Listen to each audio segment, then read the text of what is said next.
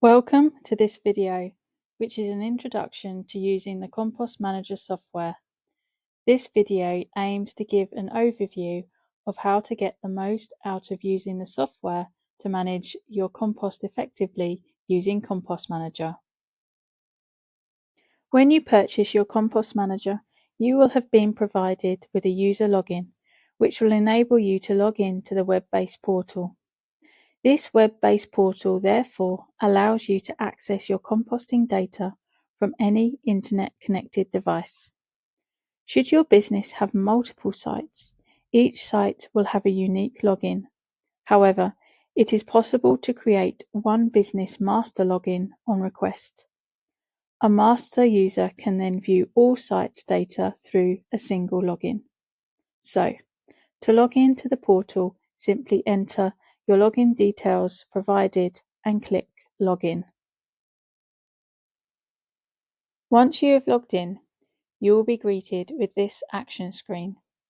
This screen will show you all the batches of compost that are active and live on the site in that present moment. Should you be accessing the portal via a company master login, this is the screen where you could view all sites' data and begin to drill down through each site. Now, this first column is a barcode number. This barcode number is a unique database identification number for that unique batch. The second column shows you the specific batch number. The third column tells you the number of turns the batch has been through. The fourth column is a specific client code, which can be entered for each batch. So you as the client can label your batches however you wish. For example, if you already label batches using a specific numbering system, these numbers you choose can appear here. The next column is an instruction column. We will look at this information in more detail shortly, but this column is an interpretation of the data based on the last set of readings taken for the batch. The next column is the action date. This is where you would apply the date any action was taken. And the last three columns are tick boxes.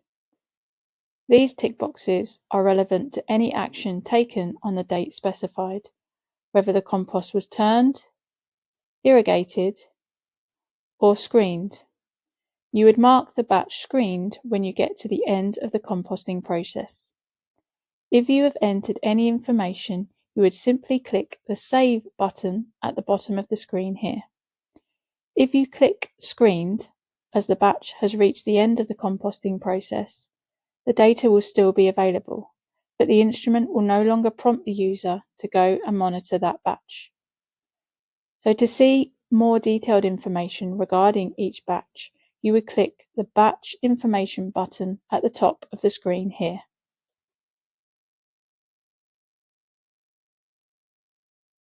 This screen will show the most recent set of readings taken by the CompostManager. When you first enter the screen, it will default to the time period of the last month, and it will show all batches from that month. If you want to extend the date range, you can adjust the dates here. You can also have the option to view all or just view a single day. If you look at the very last column, you will see that this shows if the batch is active or whether it's been screened. Screened batches are the completed batches. On this screen, you get an overview of all the batches with the last set of readings and the instructions for that batch. If we look at the columns from left to right again, we can see that the first column is the barcode, which is the unique identifier batch number. Then we have the batch number and the client code. Next, we have a column which shows the date that the batch was formed. Next, you have the reading date. This is the last reading date for when the instrument was used to monitor that batch. Next, you have a column which shows the average oxygen percentage. Next, you have the average carbon dioxide percentage.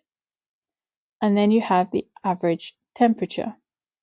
This column can be set to degrees Fahrenheit as shown here for the American market, or it can also be set for degrees Celsius depending on the user's preference. This final measurement column is the average moisture percentage. These readings are average readings for that batch, for the samples taken within the batch on the last date readings were taken. These readings are taken by the instrument when taking a monitoring sample. The next column is the instruction column. From all the data collected, the instruction here then suggests the best action to take for that batch and the readings that have been provided. This instruction is the action the data advises to take in an ideal world, but this is only ever a guide and would be dependent on site-specific criteria as to whether the user chooses to carry out the action or not. There are a number of different instructions you may receive, including leave alone. This indicates the composting process is taking place adequately and there would be no advantage at this point in turning the compost. You may also see irrigate. This indicates the compost has become a bit too dry for adequate composting, so the process would benefit from water being applied. You may see the instruction to turn. This means the composting process has slowed and the process would benefit from turning. Some composters may still turn their compost, even if the instruction said leave alone, for site reasons. For example, if they needed to turn the batch through the site for a turning process. The instructions are only ever there as a guide to aid you while following your site-specific operational requirements.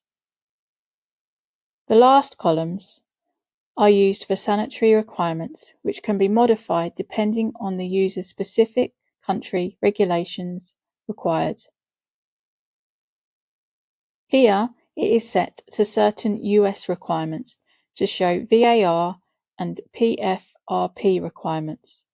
But if these are not all required, certain columns can be switched off or modified accordingly. For example, if the user was in the UK, these could be set to pass 100 requirements.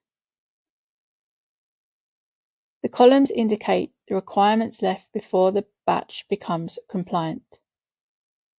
To see the full history of a batch, meaning all the data from the point it was formed all the way up to when it was screened, if it was a finished batch, you would simply click on the barcode reference of the batch you want to view.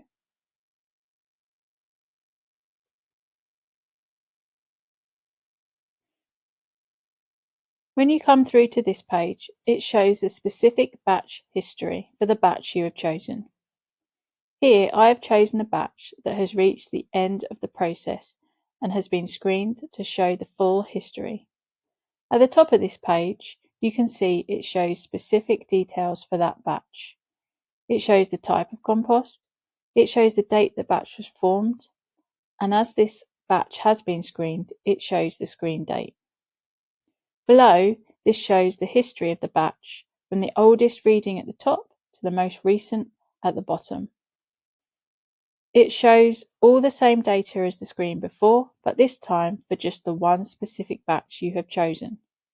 So it shows the average oxygen percentage, the average carbon dioxide percentage, the average temperature reading, and the average moisture percentage.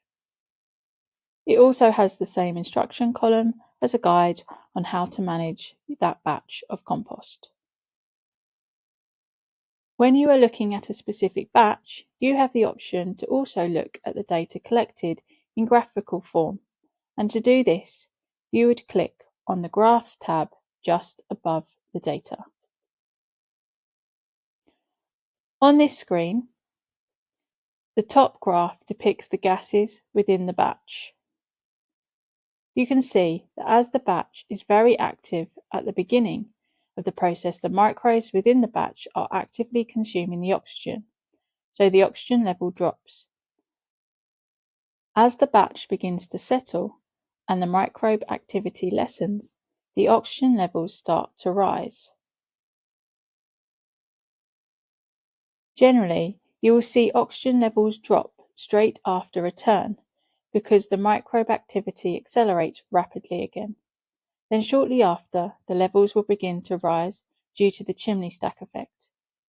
Due to this fact, it is good practice to ensure the dates on which you turn the compost are entered on the initial action screen and kept up to date. This is so you can look back and identify drops in oxygen and determine if they are in fact due to the turning process and not due to the composting process itself, and therefore are not anything to be concerned about. So, for example, if the oxygen percentage had dropped to below, say, 3%, but you know the batch was turned the day before, it would not indicate an issue with the composting process. However, if the oxygen level remained at 3%, maybe 5 days later, and had not begun to increase again, then it would indicate a potential issue with the batch. The lower graphs below depict the readings for the temperature and the moisture. There is also an additional information screen, which can be found here. This screen can be used for extra information. Some sites like to use this to record extra information for that specific batch. If that was the case, you could enter the information here and click Save. If you go back to the top, there is another button labelled Sample Order.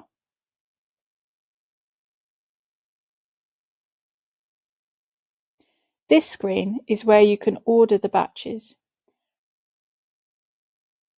When you are walking around the site, the instrument instructs you to go to the batches in the order you predetermine, so you can order them as you require to minimize the time taken to walk between batches to take the samples.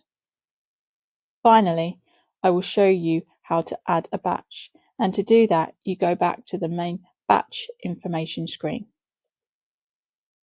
When you are back at the batch information screen, to add a batch, you would simply click the Add Batch button.